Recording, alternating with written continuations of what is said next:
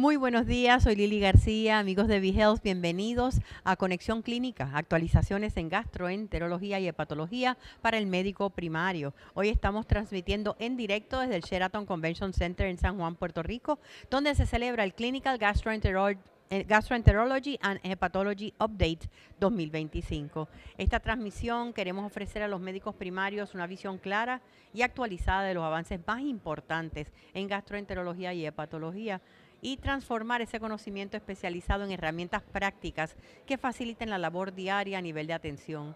Vamos a tener a expertos reconocidos que compartirán su experiencia sobre el diagnóstico y el manejo inicial de condiciones frecuentes. Así es que vamos a estar conectados durante toda la mañana. Esperamos que continúen con nosotros a través de sus redes sociales y que hagan preguntas, aclaren dudas y fortalezcan la práctica clínica. Así es que vamos a dar inicio a esta transmisión educativa con el apoyo de AbbVie.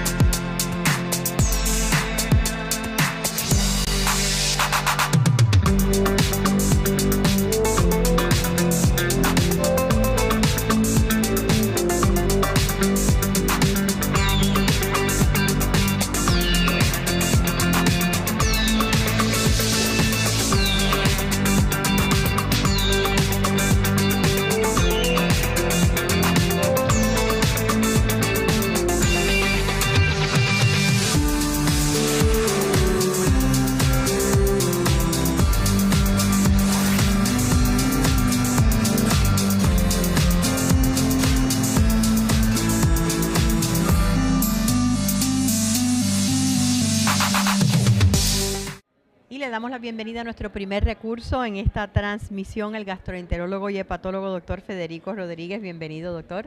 Gracias por la invitación. Buenos días. Vamos a estar hablando sobre un tema que es sumamente prevalente en estos momentos, lo que es el hígado graso y las pruebas no invasivas para su detección y para su manejo. Vamos a comenzar por definirlo.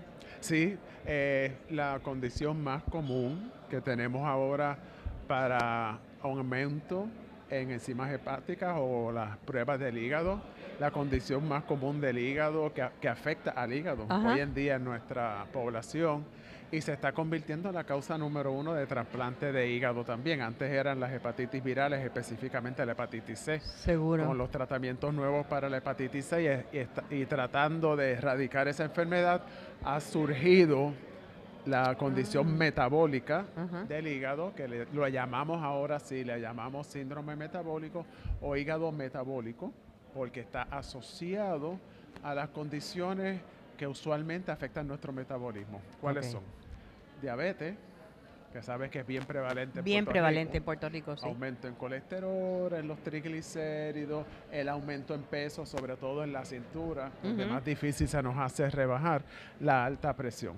Así que son condiciones que también, como puedes ver, son las que están ligadas a las condiciones cardiovasculares, a la enfermedad cardiovascular. Directamente, claro. Directamente. Así que estamos tratando, al tratar la enfermedad hepática, indirectamente, yo le digo mucho a mis pacientes, también estamos tratando el resto de tu cuerpo. Seguro. Estamos disminuyendo tu prevalencia de problemas cardíacos en un futuro, de problemas renales, todo lo que está asociado a la diabetes. Todo esto va a la mano. Y se diferencia, Lili, ahora de que llamamos metabólico, porque antes se le daba el nombre de hepatitis no alcohólica o condición no alcohólica. Al hígado graso. Al hígado graso, no alcohólica, porque sabes que la grasa que se acumula por el metabolismo, de la diabetes, el sobrepeso, etcétera, es la misma grasa que se acumula en el alcohol. Así que el mismo daño que le hace el alcohol al hígado, le hace la grasa que se acumula en el hígado. Inclusive, si tú haces biopsias de hígado, de un paciente que bebe y un paciente que no bebe, el patólogo me puede llamar y me pregunta, doctor Rodríguez, ¿cuál de los dos bebe? Porque las dos patologías se ven igual. ¿Y se ven igual? Porque el metabolismo del otro no está funcionando bien. No, porque la grasa que se acumula por el alcohol es como te diría yo, como unos glóbulos de grasa que se acumulan de la misma manera y de la misma forma por el consumo de alcohol como por la obesidad, La obesidad y la todas diabetes. esas condiciones. A cada rato hablo con alguien y me dice, ay, yo tengo hígado graso. Hay niveles, o sea, Sí. cuando el nivel llega a una preocupación, hay unos síntomas, hay algo. Desgraciadamente, en realidad, que yo te diga a ti, hay un síntoma. No. No lo hay.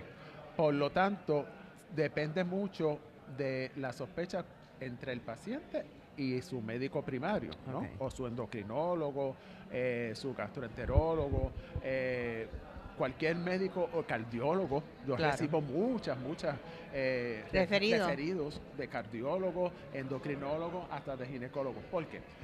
Vas a hacerte unas muestras de sangre Ujú. y de momento las pruebas hepáticas o las químicas del hígado salen un poco elevadas. No mucho, Ok, no mucho. pero No son algo. pero algo. Casi siempre hay dos pruebas, AST, ALT. Y la ALT es la que más tiende a subir con el hígado graso. Entonces tú ves esas pruebas de sangre un poco sobre lo normal. Ujú. Y el médico te va a preguntar, oye, pero tú bebes. Y le dice, bueno, sociable o no bebo nada. Claro. ¿Y por qué tiene esto? Ahí empieza la búsqueda. Entre una de las pruebas no invasivas sería un sonograma. ¿Ok? ¿Qué determina el sonograma? El sonograma abdominal, cuando se proyecta la imagen, se ve una imagen como un poco más blanca de lo que debería de ser, que quiere decir que eso está, lo van a llamar infiltración de grasa. Ok. O a veces un hígado agrandado, porque el hígado se engorda también. Ajá. Hepatomegalia, agrandamiento del hígado por toda esa grasa que se va acumulando dentro del hígado. Entonces empieza esa sospecha, ¿no? Ya tenemos otras pruebas que son más certeras para esa evaluación, que es lo que se llama el FibroScan. ¿Qué es eso? El FibroScan es parecido a un sonograma, Ujú. pero son otras ondas de sonido, un estudio no invasivo aprobado por el FDA, Ok.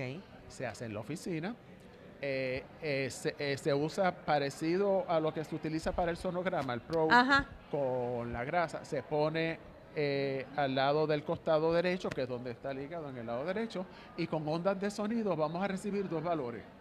Uno, que nos dice la cantidad de grasa acumulada en el hígado, Oh, de cero, interesante. leve, moderado o severo.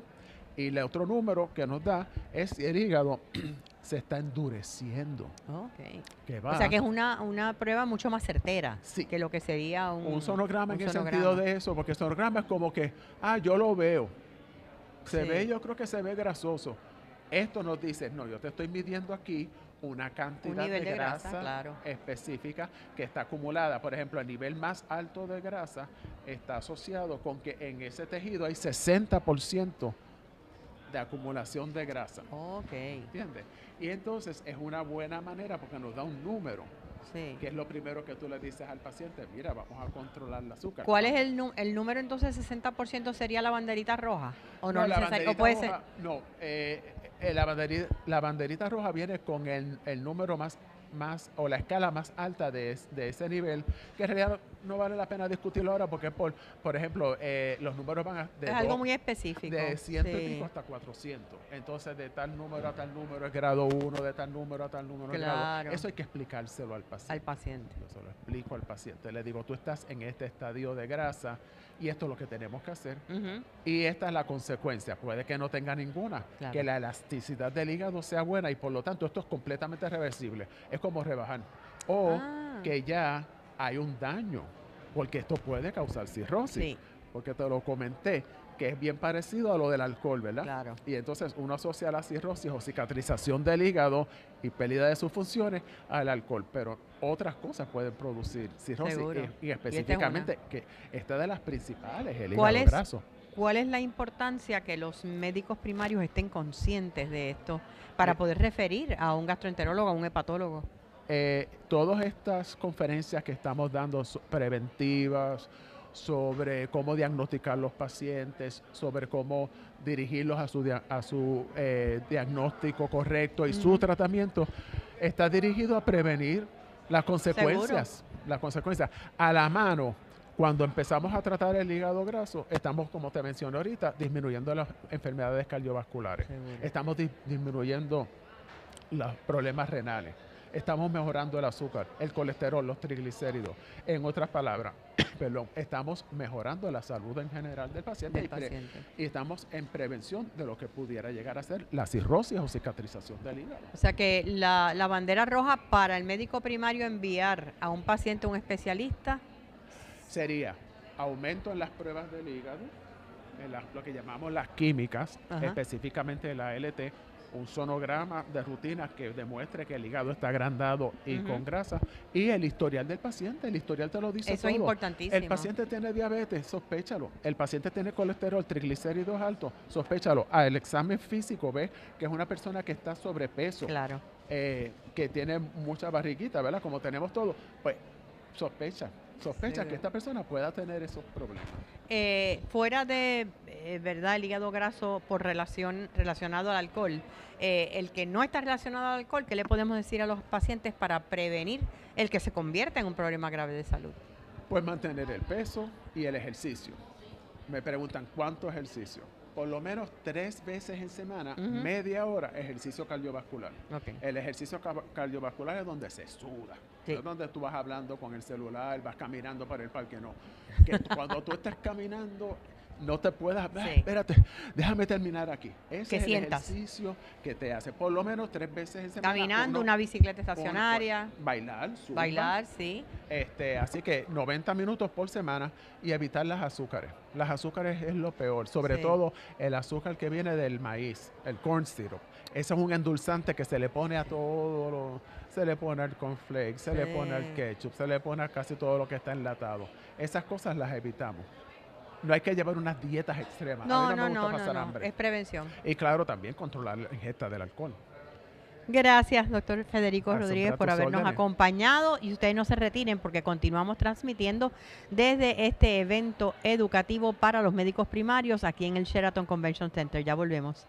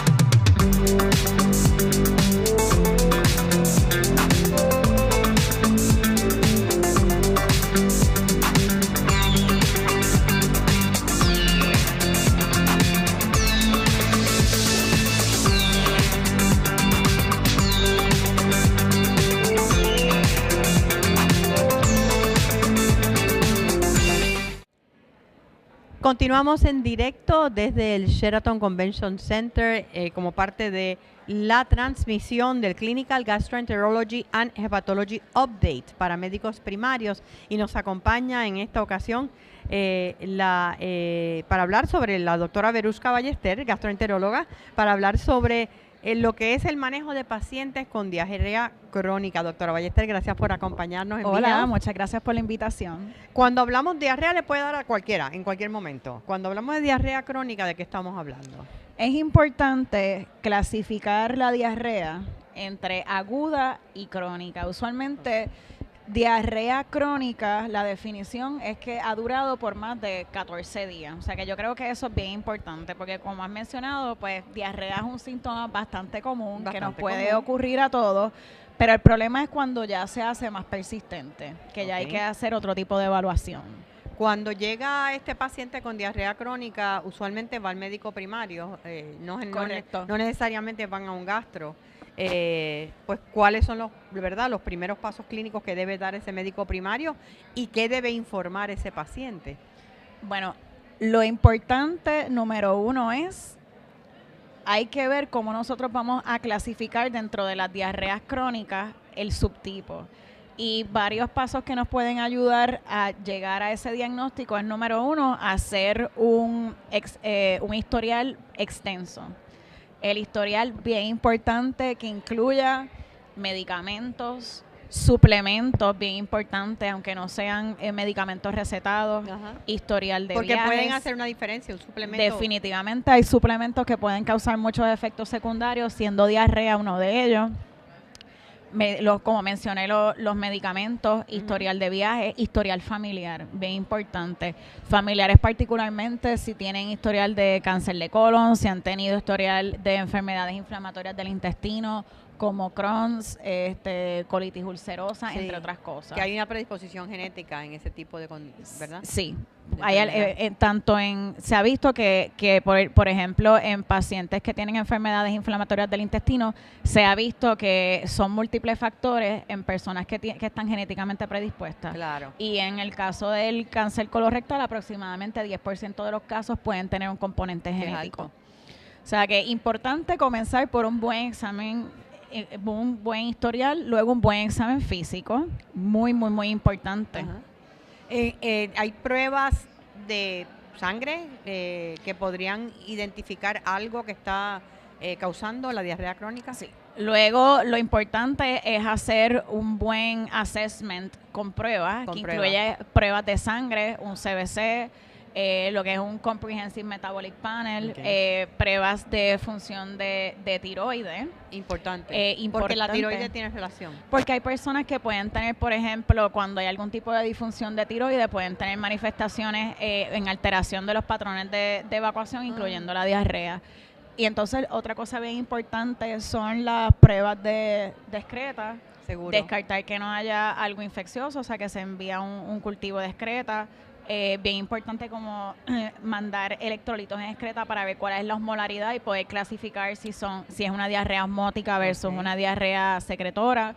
Se puede enviar para malabsorción todo lo que es pruebas de fecal fat en 48 horas. Importante incluir marcadores de inflamación como es el set-rate y el C-reactive protein, si estamos pensando la posibilidad de que haya enfermedad inflamatoria del intestino.